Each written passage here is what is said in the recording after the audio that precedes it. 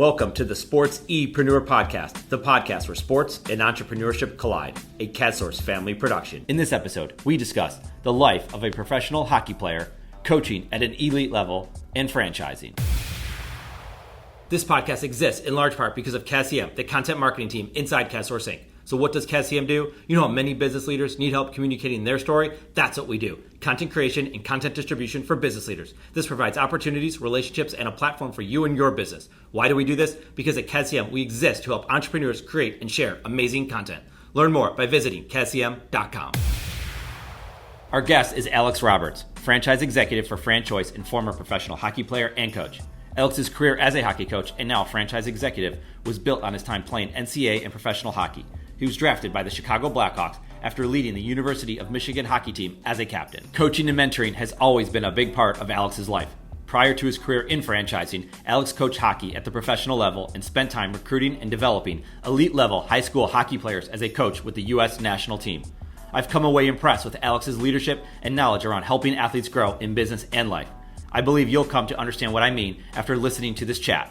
And with that in mind, let's get right into this chat and welcome Alex Roberts. Alex, I think about hockey a lot. I grew up in Buffalo, New York, and a lot of my close friends played hockey.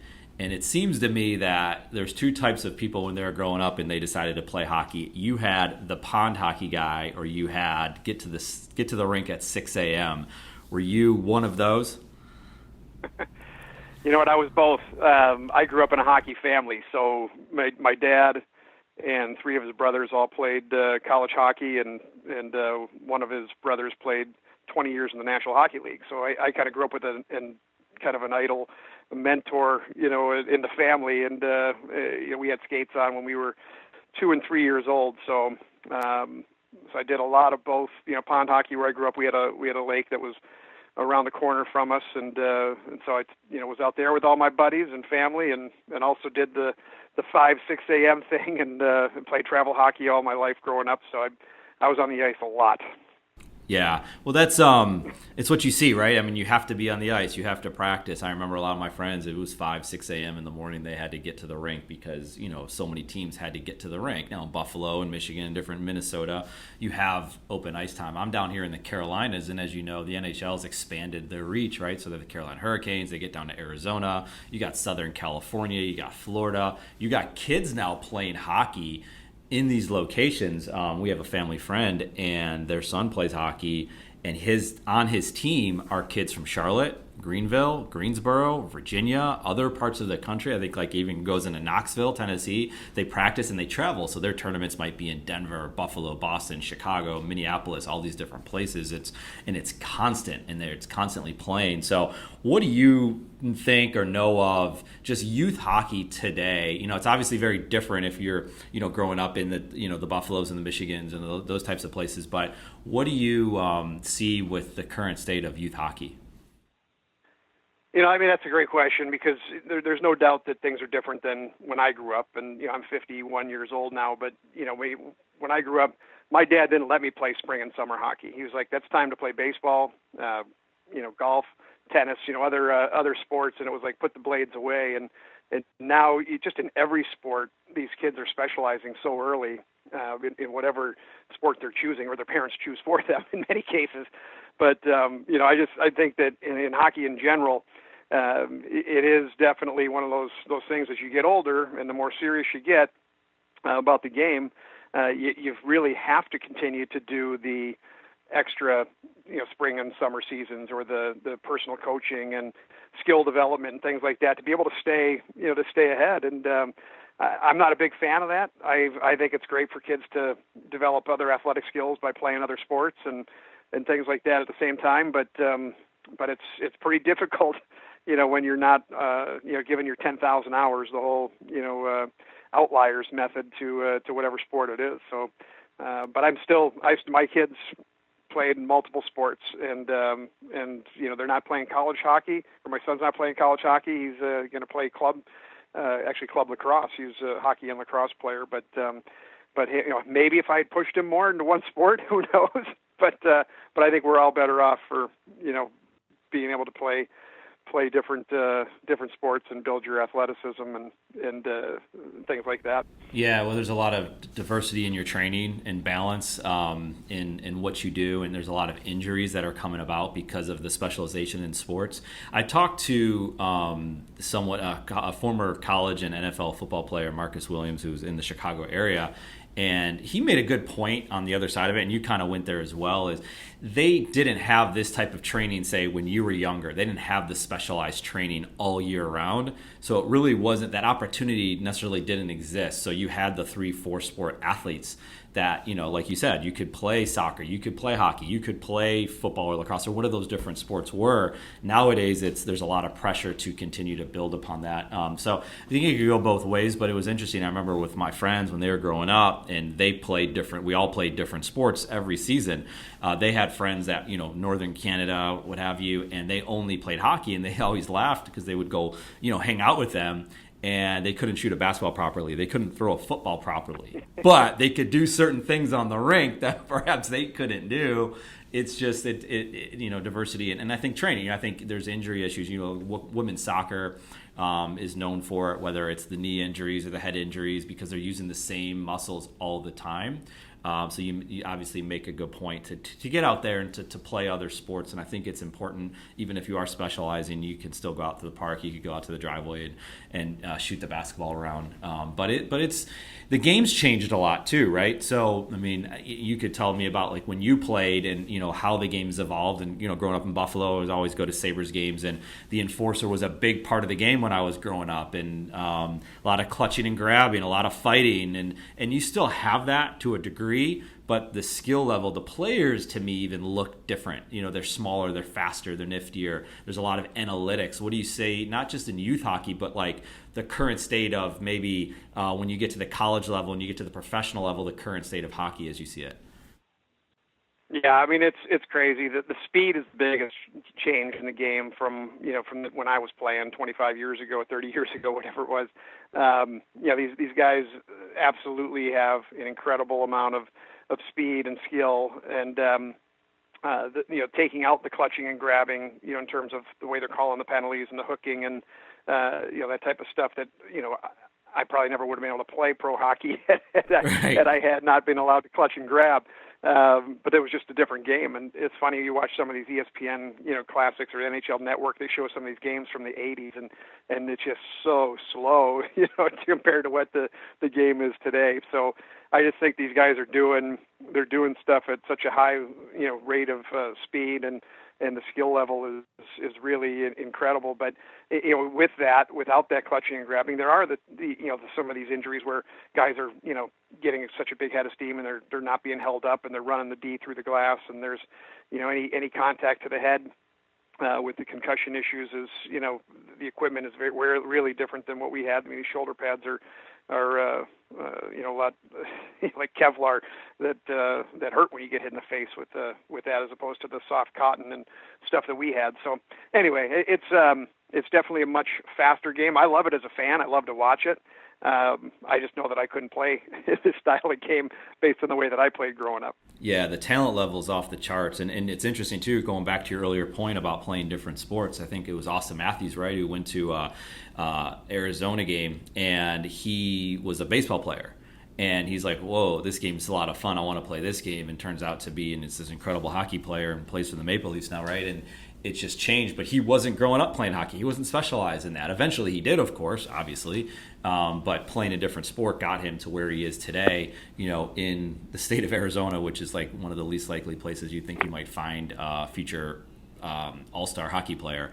And, like you talk about the speed of the game. And I've, living here in the Carolinas, when I first got here, people were like, hockey, why do you care so much about hockey? I'm like, well, I grew up with it. It's a lot of fun. And, they would make fun of it. And then it was like, well, you got to go to a game. You have to check it out. Like, you have to see the speed. And, I've noticed kids, I'll take them to a football game, and we love football. But it's slow. It moves slow. There's a lot of breaks. There's a lot of timeouts. There's a lot of commercials. There's a lot of downtime. Where you go to a hockey game, it just happens. It just doesn't stop. Yeah, you have intermissions, but you kind of need to catch your breath anyway and obviously the players do too. But if you watch a hockey game in person, there's nothing quite like it. And there's a culture just around the sport in general. And like I mentioned before, things are changing, analytics. But analytics are hitting every sport. I mean, just all the different timings and just the way they're analyzing every aspect of the game. And I think it's great, right? I think there's a lot of positives to that. But there's also just a lot of understanding hockey IQ and all that. But there's a culture around hockey. I've even brought it up with people that we work with here. We've interviewed and we talk with a lot of people from all different sports. And, we love them all, whether it's baseball, football, soccer, basketball, hockey. But I told them, I mentioned to them, I said, once you start getting into this world a little bit of hockey, you're going to see this culture that exists. It's just good people. You're going to enjoy talking to them, possibly more than you enjoy talking to some other people. And that's not putting other sports down. It's just there's something about the hockey player, someone who grew up in or in around the sport of hockey, that it's just you're kind of drawn to it. And once you get into it, people really take to it. And you see that with fan bases even in the South and in the Pacific South, right? That they're just drawn to the sport. What is it about hockey players and hockey in general that just has such a great vibe to it? Yeah, no, that's definitely something I've heard many times, and I do believe in. And having grown up in the sport and been a part of it, I think there's a certain level of humbleness, if that's the word, where hockey is truly grew up being more of a Canadian game to begin with, and then you see now it's the Americans from 1980, from the Olympics in 1980, has really changed the growth of the sport in America, and then of course the Europeans infiltrating the NHL as well. You have a lot more balance between where your players are from, but I think there's definitely a certain level of humility that goes with guys that play in the league and play the sport. That you're on a team, you're part of a team. Nobody's bigger than anybody else. You have roles and responsibilities, and kind of singers sing and dancers dance, and if you play your role and all that, you're a big part of that team, no matter what your role is.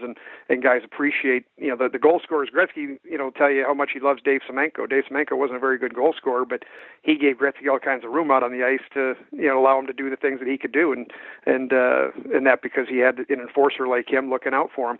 I think there's just a mutual respect amongst all the players, and there's not as much of the ego and who cares about who's getting the amount of points or shots or things like that you see in some of the other sports where there's a little bit more of the I than the we.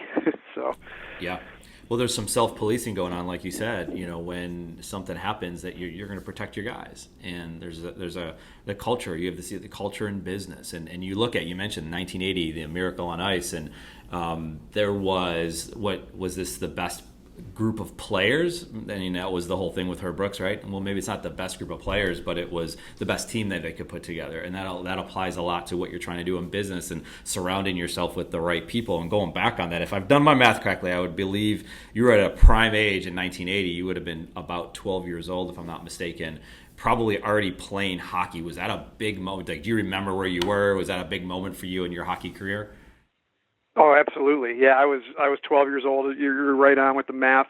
And I was with my family. We were actually out in Colorado, and we were on spring break, and we all we were with like 4 other families that we went on this trip with, and so we were all at the hotel watching the games, and it was just like everybody's day, around those Olympics revolved around those USA games, and it was phenomenal. So I'll never forget it, and certainly it made a huge impact on players like me and all my buddies and friends that we just couldn't wait to pretend like we were Mike Eruzione or Jim Craig playing goal or whatever it was. It was huge, and I think it just put hockey on the map all across the United States, more than anything influencing our country over the years. Absolutely. Well, now you see it today, and maybe U.S. hockey's not number one, but they're getting there, right? I mean, some of the best talent in the world right now, or at least playing in the NHL, is our American players. And we already mentioned one, Austin Matthews, Jack Eichel. You have some of these guys that are coming up, and the Olympics coming around the corner. I mean, U.S. hockey is up there, and it's come in incredibly long ways. You've obviously seen it. You've been involved in junior U.S. hockey, if I'm not mistaken. Do you see that trajectory continuing with U.S. hockey from here, that just continuing to get better and better? Or do you see issues? Are you worried about it?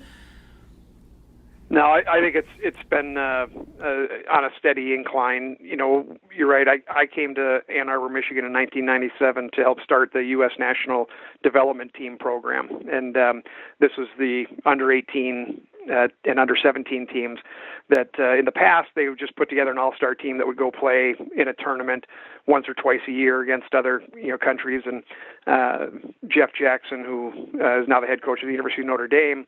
Jeff was my coach in juniors when I was 17, 18 years old before I went to college.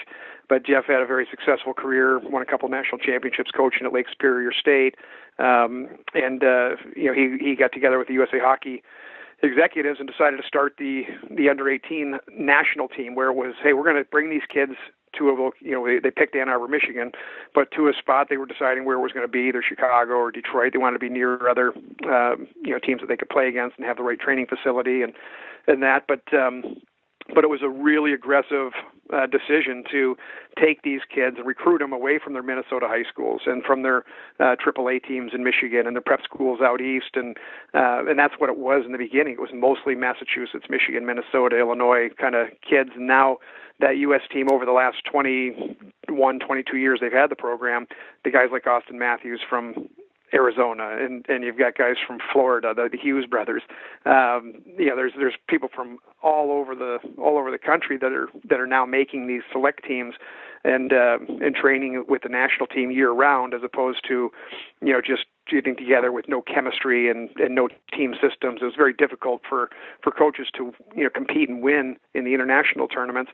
And this was something that was going on in Europe, and that's where Jeff Jackson, a few of the other guys were studying what some other countries were doing, and so they decided to put this national team together. And since then, the records for the U.S. in the World Junior tournaments and the under 18 national tournaments has been incredible. The amount of gold medals and medals in general, because before it was not expected for the U.S. to finish in the top three in most international play, but now and then it also gives these kids they play for their country, and then they want to play again. They want to go to the World Championships, and of course they want to aspire to play in the Olympics. And there's a certain level of pride in that to wear your country sweater that maybe wasn't there as much before. Yeah, and you're seeing it in different ways in other sports. So basketball, which they just had the World Cup, and you have players not wanting to play in it because U.S. basketball was always at the top, so everyone's always gunning for them, right? Where hockey wasn't at the top, so they're trying to reach that ultimate. Soccer is probably more along the lines of hockey, but they haven't gotten there yet, and they're really struggling to get there, but they're trying to put these systems in place at a young age into these developmental leagues, right? To have a system in place. So this is the way we're going to play the sport. And we're going to teach this at a young age and build it, because that's what they're doing in these smaller countries, that they're able to build out their style of play. And that's why they're having so much success. And I think hockey, like you said, has done such a good job of it, where other sports, like I mentioned, soccer and basketball, have kind of struggled with it for different reasons. But no, I agree with you that, hockey is continuing to develop, and you're getting you need the talent, right? First of all, which they have it, and you develop at that young age, but you also develop this desire to play for their country, like you said. And it's interesting with hockey and all the things that you've talked about and how it applies to your life and your business and what you're doing today. Is it takes a team, right? It takes a village. You might have a great left winger, but he might really need a great centerman next to him to set him up. No different than an entrepreneur. We talk about entrepreneurs a lot, and entrepreneurs can have great ideas and they might have great execution, but sometimes the entrepreneur, the person that wants to develop a business, doesn't have that idea. They can execute, they can build processes, they can follow the lead. They might not be the captain of the team, but they might be able to really execute on these different ideas. And that's where someone like you can come in, and that's where the idea of franchising can come in. And tell me a little bit about how, because you're transitioning, right? You're playing hockey. We've talked a lot about hockey so far, because I think it has this foundation of who you are and who you've come to be. But how did you transition? First of all, and we'll get into the whole franchising thing, but how did you transition from playing hockey, doing a lot of hockey, right? And all of a sudden, here you go into the business world and you have this knack for franchising. Yeah.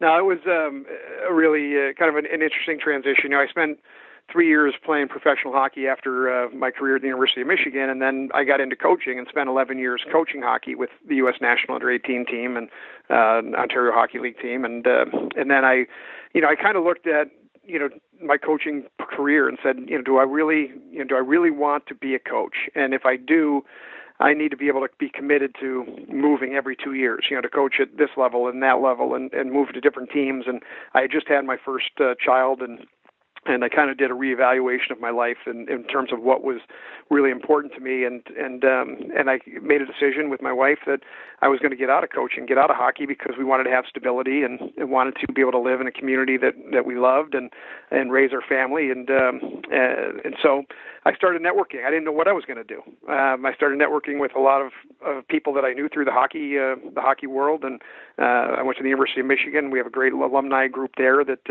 I got involved in a former Letter Winners Association to network there, and I was introduced to a guy named John Rocci, who is a franchise guy, and he played football at the University of Michigan, and we lived in the same neighborhood. We had kids the same age, and I was just telling him about my decision to consider a career change, and it was pretty difficult at 34, 35 years old to start a new career. But we started talking, and John said, what, franchising is so much like hockey, so much like sports in general. You've got a team.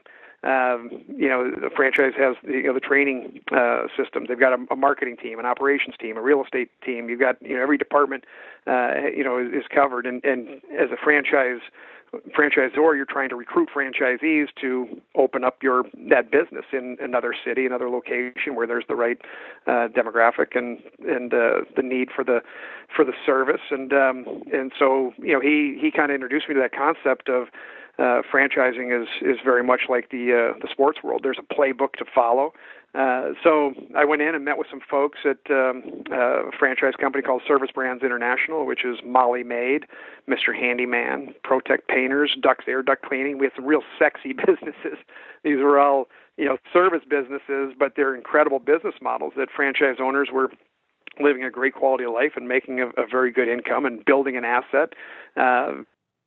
And so I got hired to come in and help recruit new franchisees, and I did a lot of recruiting as a hockey coach. So it was very complementary to what I was doing before, where you're trying to match. Not everybody's the right fit for a specific business, just like not everybody's the right fit for a certain school or team. And you've got to do your homework, and you've got to do your evaluation, and you've got to you want to sell what the features and benefits are, but you also need to be very careful that you're only bringing in the right people that are good cultural fit, that are going to be, have the hardworking, attitude and have the right business acumen. So that's what I started. How I got into franchising 15, 16 years ago was as a franchise development recruiter for the Service Brands companies, and I kind of worked my way through that company over the next several years, and ended up becoming the president of two of the brands, and oversaw some pretty significant businesses, and really enjoyed my time in franchising.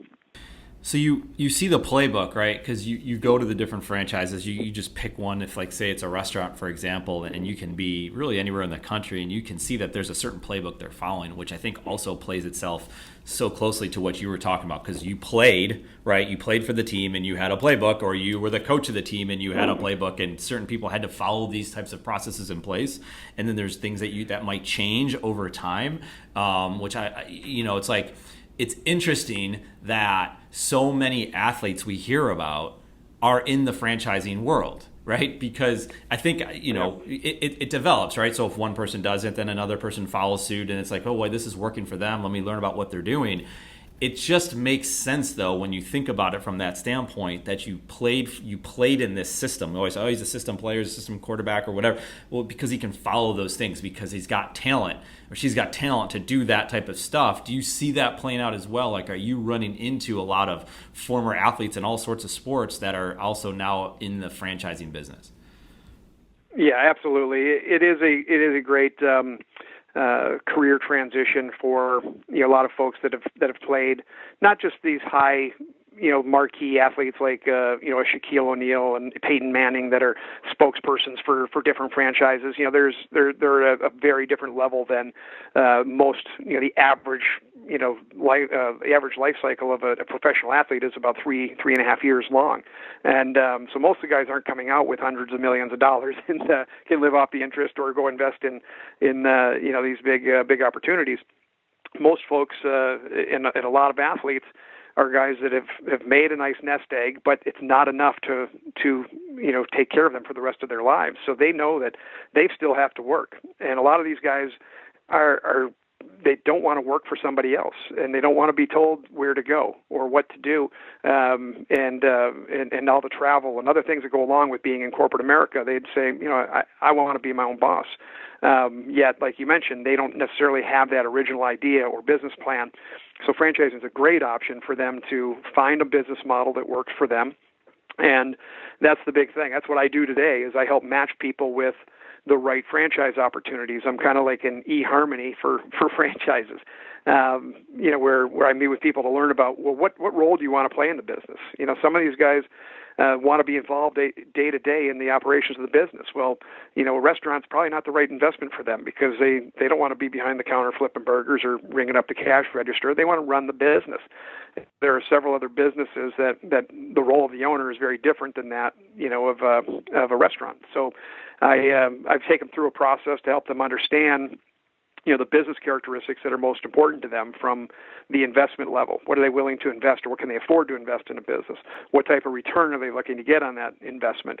There's certain, first of all, any business you get into, you need to make money, right? That's the ultimate goal. But at the same time, you want to enjoy what you're doing. You want to have something that maybe is scalable, that you can grow and build multiple units, and you want something that's going to ramp up quickly, or can you afford to wait longer?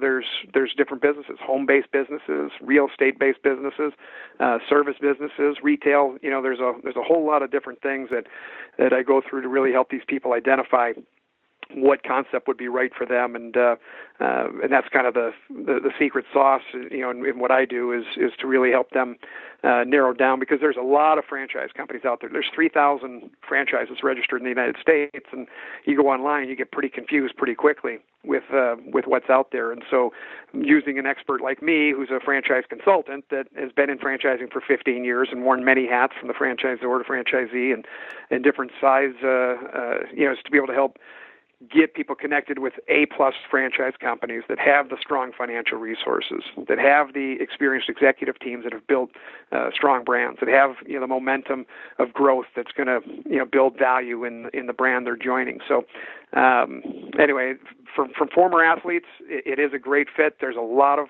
former athletes in franchising. I would love to have the opportunity to work with any others that are interested in exploring it and kind of share my expertise and help them find their way. Well, you've used the word, and I think I have as well, transition. And a lot of times we think about athletes as, well, they, like you said before, they play the sport, they play for a while. We've heard some stories, it doesn't last that long, but they've accumulated all of this money while they were playing. Well, there's maybe not. There's a lot that goes into it, and there's different levels of reaching it to professional sports. It could be minor league, it could be minor league hockey, minor league baseball, all these different sports that exist out there. And there is a real transition that does take place, and we've talked to many athletes, and we've talked to a lot of athletes that struggled with it, right? They knew the day was going to come, but it's not real until it happens, because you're really so focused while you are playing, while you're training, while you're rehabbing, while you're doing whatever it is that you're doing. You're so focused on what's going to happen next, the next season, the next team, the next whatever that's going to be, and then all of a sudden, the end of the sports playing career comes to an end, and that could be because, well, you're just not as good as you were. You got injured, something changed. Who knows? Like outside influences, right? There's all sorts of things that can happen. There's a lot of different sports out there. Then there's a lot of, like you said, you had to reassess where you were. Like at Andrew Luck taken, it's like, you know what? I'm done. I mean, we'll see what happens from there. But there are players. Again, we're using extreme examples, but it does come to an end, and so there is that transition. And where do you go? And I think consultants a lot of times can get a bad rap because they're just out there to make money. No, because they truly can help you out. And when there's value on the table, you want someone like that can help you out. Like you said, you go to any sort of franchise website and you probably get emails from it all the time. I'm sure athletes do. They're probably overwhelmed, like, wow, where do I even take this? It's like a student applying for college. Where do I even go? I mean, there's so much research. You could just never end that research process, right? You eventually have to make a decision to have someone in that process. But I want to think about this a little bit, that you're seeing a lot of current athletes, and again, we can use extreme examples, that are involved in branding, involved in business while they're still playing. They're finding the downtime. They're realizing that they're rehabbing, they're in the training room, they're sitting in the hotel room, and they're watching Netflix, or they're doing all these things. We just had a soccer player for the Portland Timbers come on, and he started a podcast with a teammate of his because they realized they had a lot of open time. They were interested in other things besides playing soccer, and they were looking beyond their soccer career to say, what do I want to do afterwards? I want to get in the content business. I want to get in the publishing business. I want to get in the franchise business, right? Whatever that might be. Do you see athletes, do you see a time where they might be investing some of their, let's say, money, or investing their time into saying, this is the future, this is the direction I want to go, where you could start the transition perhaps before that transition even happens? Yeah, that's a great point. And typically what you see is people don't usually visit it until they have to. And there's the pain. I'm done playing. Boy, I've been hanging out for a while trying to figure out my next step, but I'm just still not sure what I'm going to do. And then they usually get into that, okay, now I need to get serious and figure out what it's going to be mode. That's what happens most commonly. But absolutely right now, I'm actually working with an NFL player who's currently in the league, and he's saying, hey, what I've heard from my mentors, from guys that are older than me, guys that have been in the league longer, has been take advantage now while you have all this downtime to do some research, to do some networking, to get all the contacts and figure out what it is you're going to want to do when your playing days are over, or is there a right opportunity to invest in something now and have a trusted family member or person that you're working with to kind of help lead and manage that business while you focus on your playing during the season. But yeah, so that's absolutely something that I think is extremely wise and smart is to continue to build your education on business opportunities, to look at what is going to be the next step once I actually need to be there. Some people may or may not invest before they're done, and that's fine. Whatever is the right situation for you, but that way you're prepared to hit the ground running once that career is over, or you've already begun that process while you're still playing and you have your businesses up and running and you have management teams in place to run it, because there are some franchises that are built to be run, by a manager, and the owner has a very semi-absentee role that they're putting in 5 to 10 hours a week of management or oversight, and most professional athletes have that time to be able to dedicate to the big picture scheme of things. So again, that's why you work with a consultant like me who can help guide you to those right types of businesses, so you're not going to be distracted from your day job. And it's not just athletes; it's other folks that are working in corporate America that want to build that bridge to go from being an employee for somebody else to being an owner of their own business, that get into franchise businesses while they're currently working and put their 10 to 15 hours, of work on the side into building a franchise empire. And then when they have a couple of units up and running and producing revenue, they can leave their job and now focus on their business investments and continue to grow and scale their franchise business and still do it at a part-time level, but now they're not working a job, so they have a lot more free time to enjoy their family and to travel and to do the things that they really want to do with their time, as opposed to punching the clock for somebody else and make somebody else wealthy. That's absolutely right. I'm glad you said it, because it's not just athletes, it's anybody. And we're actually producing a podcast for an individual, and it's titled Going Solo, and it's about individuals in the corporate workplace that, for whatever reason, are now not doing that, or on the verge of not doing it anymore. And that could be because they're just tired of it, like you said, or their company scaled down. They got laid off, they got fired, whatever that is. They realize that we want to get out of the corporate work environment, and we want to get into something where, like you said, controlling something, controlling an aspect of the business. Perhaps they don't have the idea, but they can get into something along those lines. I'd love to make that introduction because it really does fit. It doesn't have to be athletes.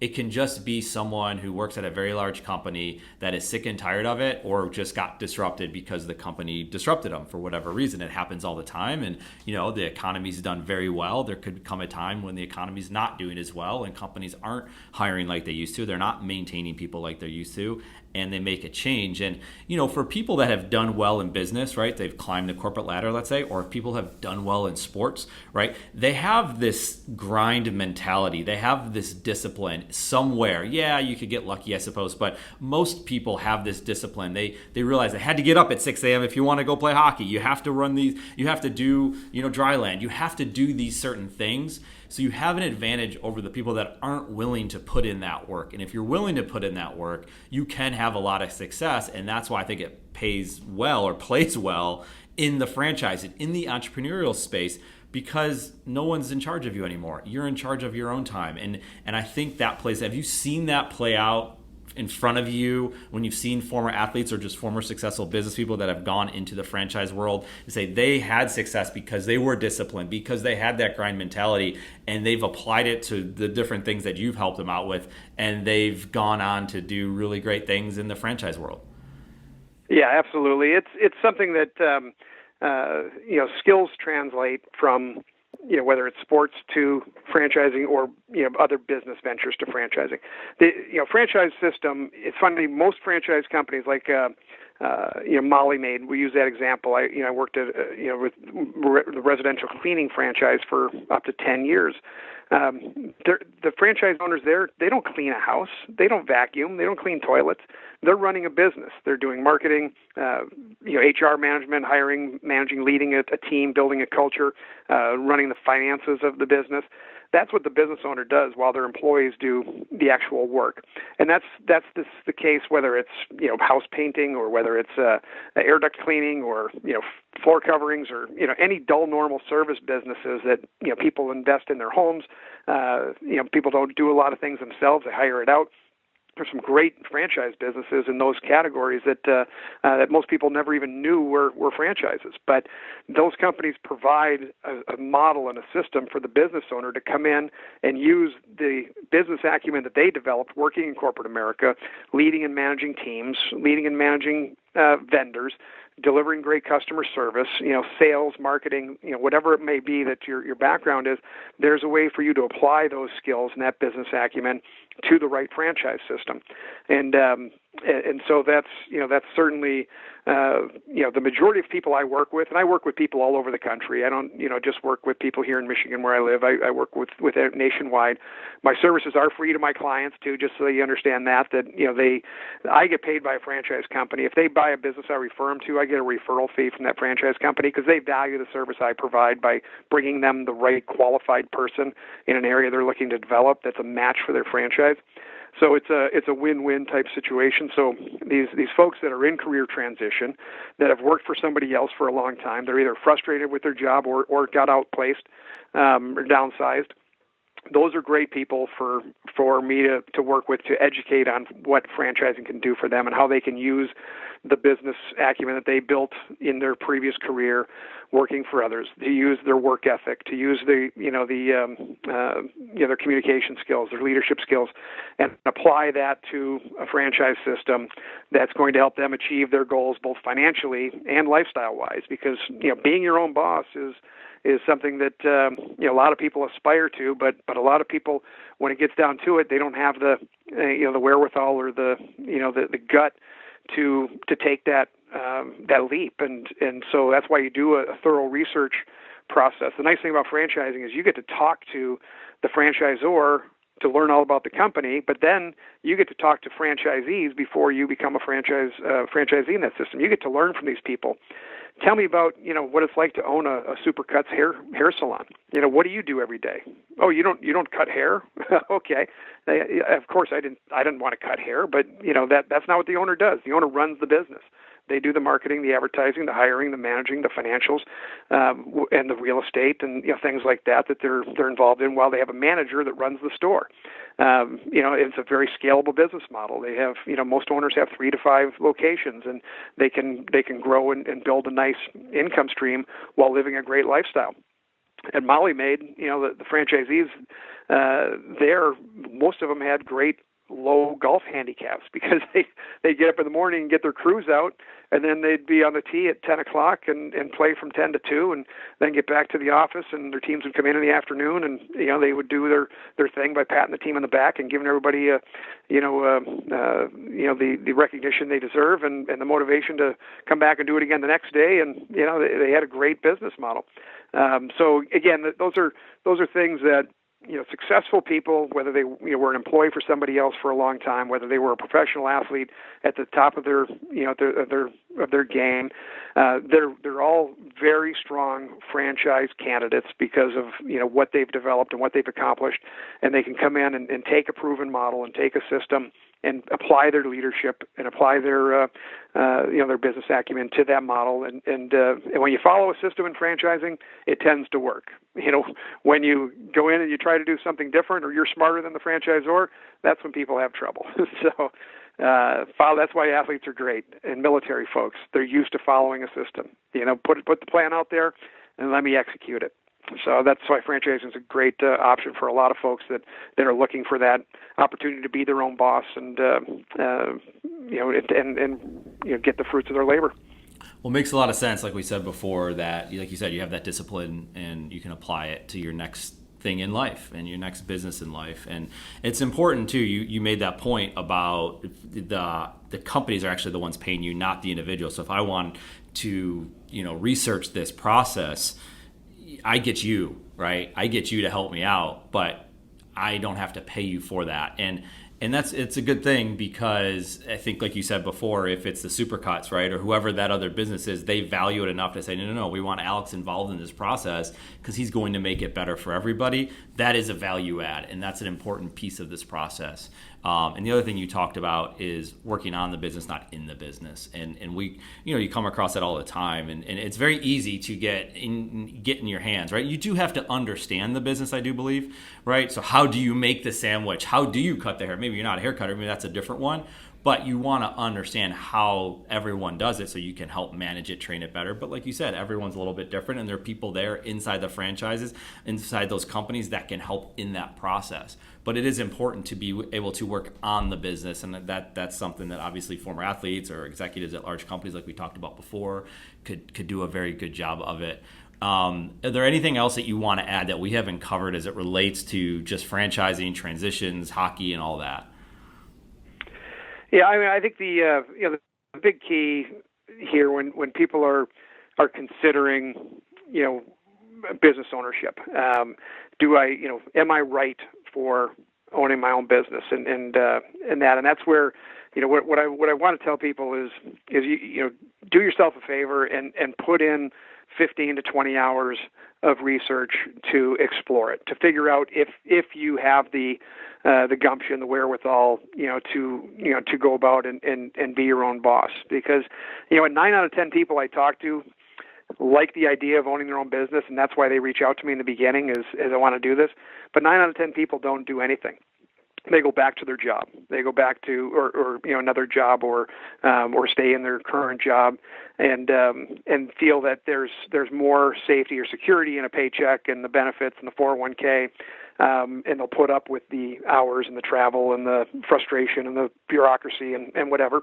But typically, when people get into it and they pull back the onion and take a look at what the benefits are of owning your own business and investing in yourself, in terms of a long-term success, put the time in, do the research, look at what your options are, work with a trusted consultant like me who can help guide you and direct you to the right opportunities. Because if you start looking at companies and taking shooting darts at a dartboard blindfolded, that's a lot of waste of time and effort and energy. There's a lot of franchise companies out there that are not very strong financially, that don't have an experienced executive team, that don't have successful franchisees. those are the ones you need to avoid. How do you know which is which? That's why you work with somebody like me who can steer you to the A+ opportunities. But if you ever had that inkling, take the time to look at it and figure out, am I cut out for this? And can I do what these other people are doing? Because that's where the rubber meets the road. When you talk to franchisees that are owning these businesses and you realize they're just like me. They had the same type of career I had before they got into this. They bet on themselves. They joined this company that has the proven track record. They've done their research. I think I can accomplish what they're accomplishing. I think I could probably even do better than what they're doing, if I put my work ethic and things behind it. And that's what opens up a lot of eyes to people, is that, that they can do it. It's not just for these wealthy investors. It's not just for, people that have no other option. This is a great model and a great opportunity for people to own their own business, to build an asset. You've got equity in the business. You have that business. It's yours. You can sell it to somebody else when you're ready to exit. You can pass it on to your family members or your children. You can sell it to your manager, whatever it is. You've got an asset. You can't sell your job to somebody else when you leave it, but you can sell your business to somebody else.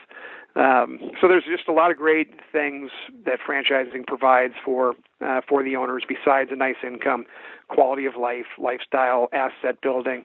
One other thing I just want to mention too is financing.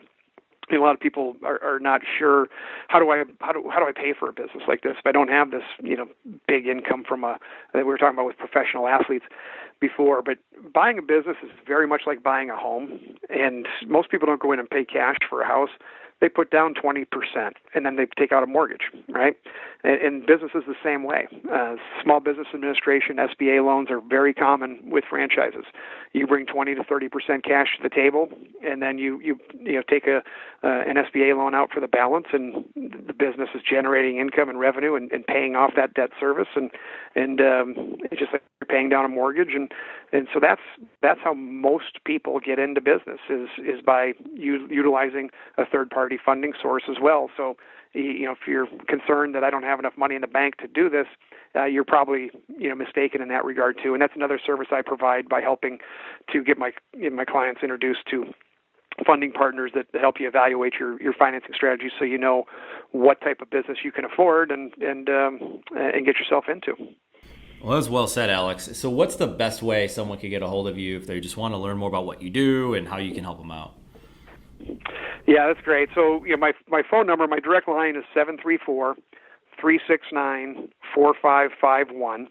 And that's I'm in Ann Arbor, Michigan. I know you're not fond of Ann Arbor. But I do, like I said, work with people all over the country, and Canada, so don't worry about that. My email address is aroberts, A as in Alex, Roberts at FranChoice.com. That's FranChoice.com. And my website is FranchisePlaymaker.com. That's FranchisePlaymaker.com. And you can go there and find out a bunch more information about me and my services, and you can submit information on the website there, and I can reach out to you to connect. Well, that's awesome, Alex. Well, I can't let you go. So you brought it up. You brought up Ann Arbor, Michigan. So what are your thoughts? We're still early in the season to record this, so this thing will continue on. But overarching, you're feeling about the state of the Michigan football program, Jim Harbaugh, and going forward from here. Oh boy, that's a loaded question. It is loaded. Yeah. I having been a Michigan athlete and a letter winner there, I've always am pulling with my whole heart for the university, for any sport, but football is obviously our marquee sport. Unfortunately, we've been saying that we're a basketball school for the last 4 or 5 years. Yeah. Everybody that asked, and Jai Beeline did an incredible job, and now he's gone. But Jim Harbaugh, there's no doubt the guy loves attention. He loves having the focus on him.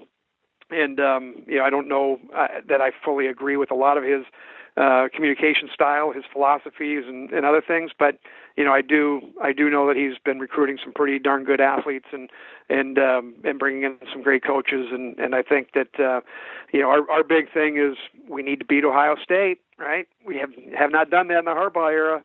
And Michigan State, I think we're 1-3 against Michigan State and 0-4 against Ohio State. Those are the games that really matter to the alumni. And, you can beat Middle Tennessee State and Army and whatever, not everybody expects you to win those games. But it's those rivalry games where he's really fallen short. So, again, do I think he's on a short leash? I don't think so. I think he's kind of got a lot of rope to work with here. But I do think that if we don't start seeing some victories in those key rivalry games, that it's going to get a little bit more heated up here. But we're 2-0 right now. I know it's early, but I'm optimistic, and hopefully we'll see the boys execute and beat our rivals this year. Yeah, I mean, they've done well. They really have. I mean, they've lost obviously the big games, and I think rivalry games or just even some bowl games that they've played in that haven't done what they should be doing, what they expect in the program. But like you said, good talent, good coaching, and it's tough. I think this day and age, social media, that the heat can get hotter a lot faster nowadays. But like you said, Michigan, Big Ten sports in general, I think you got a lot of great programs. Obviously, the Michigan hockey program has been amazing for so many years. Obviously, you were a big part of that in the late '80s and 1990, I believe, captain of the 1990 team. So I'm sure you're big into that as well. So a lot of good things going on. Sports is a lot of fun, and it's a rivalry, and we certainly don't like each other that much when it comes to that. But there's an appreciation, there's a respect, and it's a lot of fun, right? It's something that we can enjoy, and it can be frustrating as well too at times. But it's always fun. I've said it before. Being in the Carolinas, I've been to a Duke game, Duke Carolina basketball game, and it's something else. I mean, it's definitely special. It's a big deal. I have not been to Ann Arbor, but obviously I've been to Ohio State, Michigan games, and it doesn't hold anything to it. Ohio State, Michigan football is just, I don't know, maybe it's the sheer size of those stadiums and just the history and just some of the games and just some of the epic moments that have taken place, and they only do it once a year.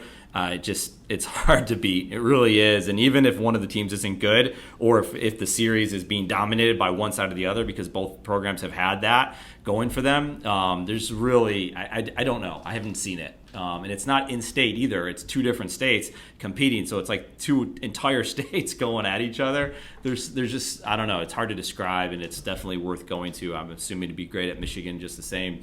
But a lot of fun, and it's a big deal, and it's fun to chat with people like yourself doing amazing things, not only what you've done in your career in hockey and still obviously being involved with it, but what you're doing for franchise and what you're doing for other athletes, what you're doing for other people. That's super important.